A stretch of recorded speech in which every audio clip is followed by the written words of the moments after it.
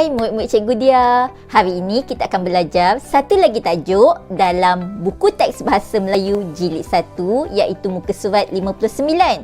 Pada hari ini kita akan belajar tajuk menjaga kebersihan almari baju.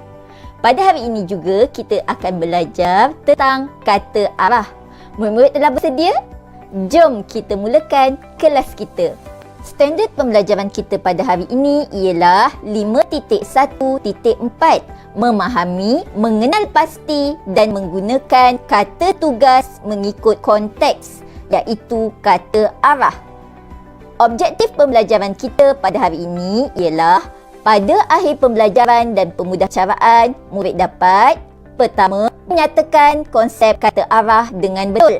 Kedua, menyenarai dan menggunakan 4 kata arah mengikut konteks dengan betul. Ketiga, membina 4 ayat menggunakan kata arah dengan betul. Murid-murid tahu apa itu kata arah? Kata arah ialah perkataan yang digunakan untuk menyatakan kedudukan, hala atau jurusan. Kata arah biasanya dahului dengan kata sendi nama. Contoh kata arah ialah atas, bawah, tepi, hadapan. Berikut merupakan antara contoh kata arah yang lain. Antaranya ialah samping, kiri, kanan, pangkal, belakang, tepi, sisi dan tengah. Mari kita lihat beberapa contoh ayat kata arah. Baiklah murid-murid, sekarang kita akan melihat beberapa contoh ayat yang dibina daripada kata arah. Cuba murid teliti gambar ini. Gambar ini menunjukkan bola yang berada di atas meja. Contoh ayat yang boleh dibina ialah bola itu di atas meja. Kata arah mestilah didahului dengan kata sendi nama iaitu di. Kemudian diikuti dengan kata arah iaitu atas dan seterusnya diikuti dengan fasa nama iaitu meja. Contoh kata arah yang kedua ialah bawah. Cuba teliti gambar yang diberi. Gambar menunjukkan gambar buku. Kedudukan buku berada di bawah meja. Contoh ayat yang boleh dibina ialah buku itu di bawah meja. Ingat, kata arah haruslah didahului dengan kata sendi nama iaitu di dan juga diikuti oleh kata fasa nama iaitu meja di dalam ayat ini. Murid-murid, mari kita lihat contoh kata arah yang berikutnya iaitu dalam. Cuba lihat gambar yang diberi. Gambar menunjukkan seekor kucing yang berada di dalam kotak. Ayat yang boleh dibina ialah kucing itu masuk ke dalam kotak. Perkataan ke merupakan kata sendi nama yang mendahului kata arah, manakala kotak merupakan kata fasa nama yang diletakkan selepas kata arah. Cuba murid-murid teliti gambar yang seterusnya. Gambar menunjukkan gambar apple.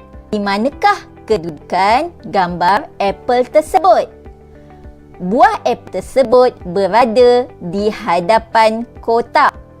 Di merupakan kata sendi nama yang hadir sebelum kata arah. Hadapan pula merupakan kata arah yang menunjukkan kedudukan atau arah apple berada. Manakala kotak merupakan fasa nama yang hadir selepas kata arah. Jika tadi kita telah mempelajari konsep kata arah, jadi sekarang kita akan melihat dan mengenal pasti beberapa contoh kata arah yang terdapat dalam petikan. Murid-murid boleh merujuk kepada buku teks muka surat 59. Mari kita baca petikan bersama-sama. Menjaga kebersihan almari baju. Yahya berdiri di hadapan almari bajunya. Almari itu di sebelah pintu. Dia hendak mengemas almari bajunya. Mula-mula, Yahya membuang habuk di belakang almari dengan penyapu bulu ayam. Kemudian, dia mengeluarkan semua pakaian dari dalam almarinya. Dia menyusun pakaian itu di atas katil. Katil itu letaknya di tepi almari. Apabila almari itu telah kosong, Yahya akan mengelap setiap tingkat dalam almari. Dia mengelap dari bahagian tempat kosong hinggalah ke bahagian tempat kosong. Dia juga mengelap bahagian tempat kosong. Apabila almarinya telah bersih, Yahya akan memasukkan pakaian ke dalam almari. Baiklah murid-murid, sekarang kita akan mengenal pasti kata arah yang terdapat dalam petikan dan mengisi tempat kosong dengan kata arah yang sesuai. Mari kita teliti gambar pertama. Gambar pertama menunjukkan Yahya berdiri di hadapan almari bajunya. Kata arah bagi gambar ini ialah di hadapan. Gambar kedua, almari itu di sebelah pintu. Dia hendak mengemas almari bajunya. Di manakah kata arah bagi ayat ini? Kata arah bagi ayat ini ialah sebelah. Gambar ketiga. Gambar ketiga menunjukkan Yahya sedang mengeluarkan baju-baju dari dalam almarinya. Mula-mula, Yahya membuang habuk di belakang almari dengan penyapu bulu ayam. Kemudian, dia mengeluarkan semua pakaian dari dalam almarinya. Di manakah kata arah yang terdapat dalam ayat ini? Dalam ayat ini mengandungi dua kata arah, iaitu belakang dan dalam. Gambar seterusnya menunjukkan gambar pakaian di atas katil. Dia menyusun pakaian itu di atas katil. Katil itu letaknya di tepi almari.